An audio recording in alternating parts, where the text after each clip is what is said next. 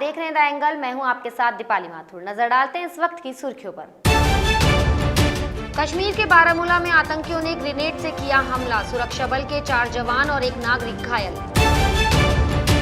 CBSE 12वीं और RBSE 10वीं बोर्ड का परीक्षा परिणाम हुआ जारी, कोरोना के कारण जारी नहीं हुई मेरिट लिस्ट। कांग्रेस द्वारा निम्बाराम की गिरफ्तारी की मांग को प्रदेश भाजपा ने बताया निंदनीय, गहलोत सरकार पर साधा निशाना। टोक्यो ओलंपिक में भारत के लिए एक और पदक पक्का, भारतीय स्टार शटलर पीवी सिंधु ने सेमीफाइनल में बनाई जगह, वहीं पुरुष हॉकी टीम ने मेजबान जापान को हराया। कश्मीर के बारामूला में आतंकियों ने सुरक्षा बलों पर ग्रेनेड से हमला कर दिया। हमले में सुरक्षा बलों के 4 जवान और 1 नागरिक घायल हो गए हैं। घायलों को उपचार के लिए अस्पताल में भर्ती कराया गया है। इस बीच फरार हुए आतंकियों को पकड़ने के लिए पूरे इलाके की घेराबंदी कर दी गई है। बता दें कि उत्तरी कश्मीर के बारामूला जिले के खानपोरा ब्रिज पर आतंकवादियों ने सीआरपीएफ जवानों पर ग्रेनेड फेंका, जिसमें 4 जवान और 1 नागरिक घायल हो गए। दिल्ली हाईकोर्ट ने बाबा रामदेव के एलोपैथी पर दिए बयान के मामले में सुनवाई की। कोर्ट ने बाबा रामदेव को 1 सप्ताह के भीतर जवाब दाखिल करने का निर्देश दिया है। न्यायमूर्ति हरिशंकर ने स्पष्ट किया कि रामदेव को जवाब नहीं मिलने की स्थिति में वे इस मामले में कार्रवाई शुरू करने की अनुमति नहीं देंगे।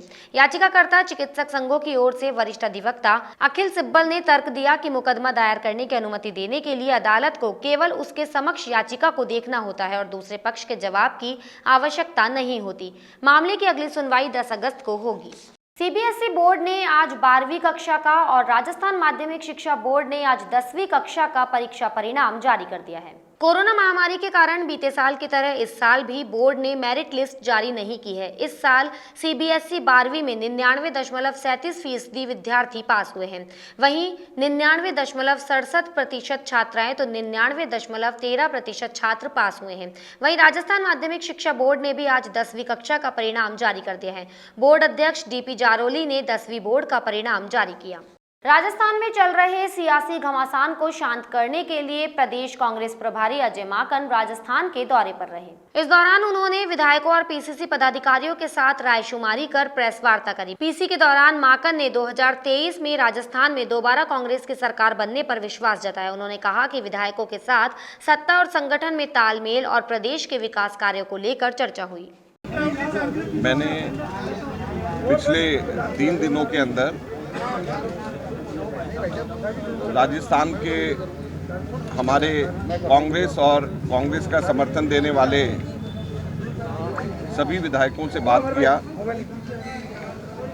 और 115 विधायकों से विधानसभा में और उसके अलावा माननीय मुख्यमंत्री जी से, प्रदेश अध्यक्ष से और दिल्ली में ही सचिन पायलट जी से, सीपी जोशी जी से भी सब लोगों से मैंने बात करी और मुख्यतः 2023 में किस प्रकार से हम लोग कांग्रेस पार्टी की सरकार को वापस ला सकते हैं, इसकी चर्चा सबसे करी। कांग्रेस प्रदेश प्रभारी अजय माकन राजस्थान दौरे के बाद वापस दिल्ली लौट गए। माकन के साथ बैठक के बाद pilot camp PCC chief Govind Singh Dotasra के समर्थन में दिखा। पायलट गुट के चाकसू से विधायक वेद प्रकाश सोलंकी ने कहा कि प्रदेश के सभी कांग्रेसी कार्यकर्ता पदाधिकारी गोविंद सिंह डोटासरा के नेतृत्व में एक है। वहीं विराटनगर से विधायक इंद्राज गुर्जर ने कहा कि प्रदेश कांग्रेस के अध्यक्ष गोविंद सिंह डोटासरा अपनी जिम्मेदारी को निभा रहे हैं। उन्होंने मजबूती के साथ निम्बाराम के मुद्दे को उठाया है और उससे घबराकर बीजेपी आरोप प्रत्यारोप लगाने के काम कर रही है।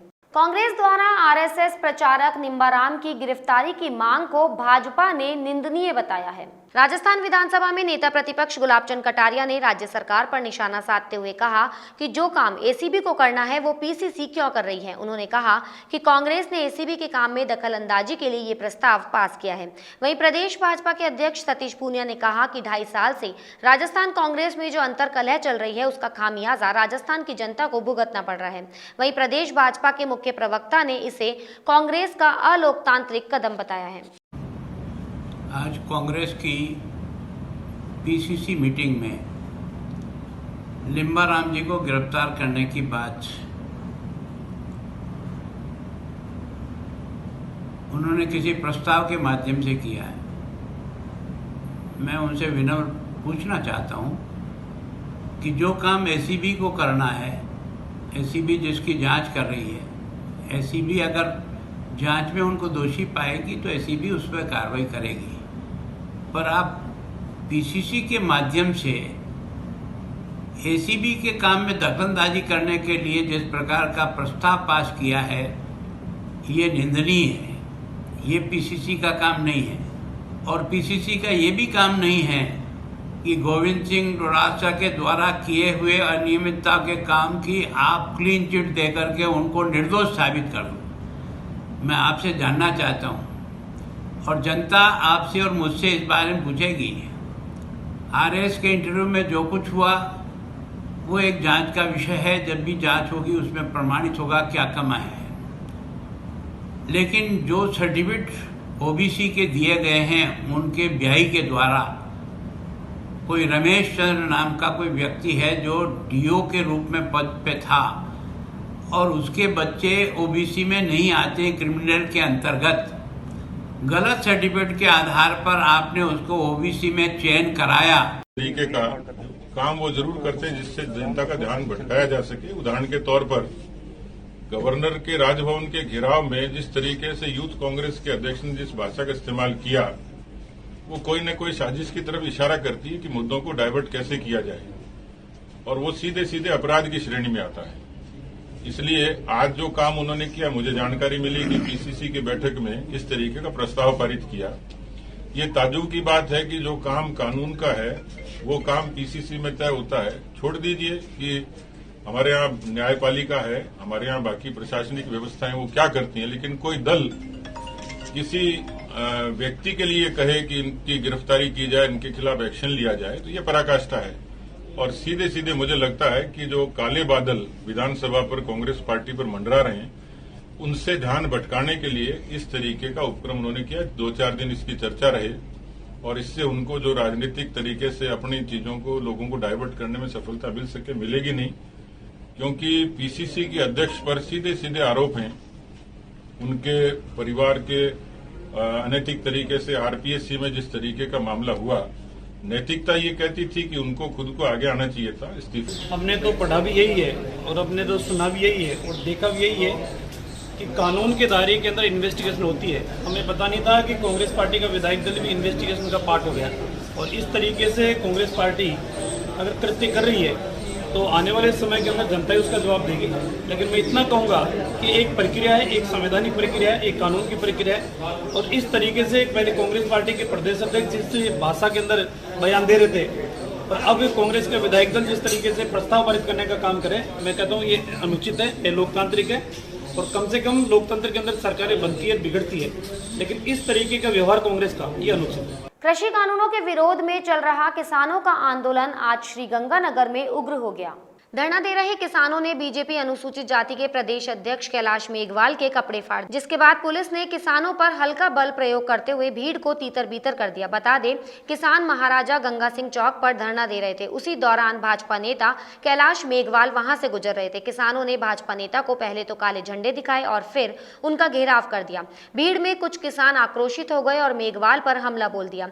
बीजेपी के नेता का कुर्ता फाड़ने के बाद पुलिस ने किसानों पर हल्का बल प्रयोग करते हुए उन्हें तीतर बीतर कर मौके से खदेड़ा, जिसके बाद गंगा सिंह चौक पर चल रहा किसानों का धरना समाप्त हो गया। फिलहाल पुलिस ने किसानों को धरना स्थल से हटा दिया है।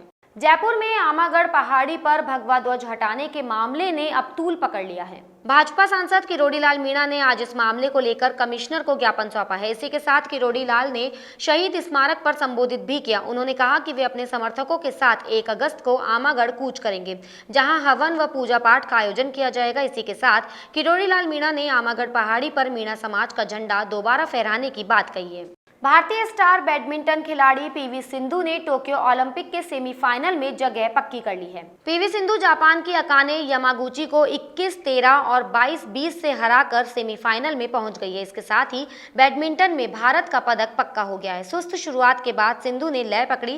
पहले गेम में जापान की अकाने ने जोरदार टक्कर दी। दोनों खिलाड़ियों के बीच जबरदस्त मुकाबला देखने को मिला। वहीं तीरंदाज दीपिका कुमारी को आज हार का सामना करना पड़ा। वहीं भारतीय पुरुष हॉकी टीम ने मेजबान जापान को 5-3 से हरा दिया। सप्ताह के आखिरी कारोबारी दिन शेयर बाजार गिरावट के साथ बंद हुआ। बॉम्बे स्टॉक एक्सचेंज का प्रमुख इंडेक्स सेंसेक्स 66.23 अंकों की गिरावट के साथ 52,586.84 के स्तर पर बंद हुआ। वहीं नेशनल स्टॉक एक्सचेंज का निफ्टी 15.40 अंकों की गिरावट के साथ 15,763.5 के स्तर पर बंद हुआ। गौरतलब है कि पिछले सप्ताह बीएसई का 30 शेयरों वाला सेंसेक्स 164.26 अंक के नुकसान में रहा। इस बुलेटिन में फिलहाल इतना ही। अगर आपको हमारा वीडियो पसंद आया हो तो हमारे चैनल को लाइक, शेयर और सब्सक्राइब जरूर करें।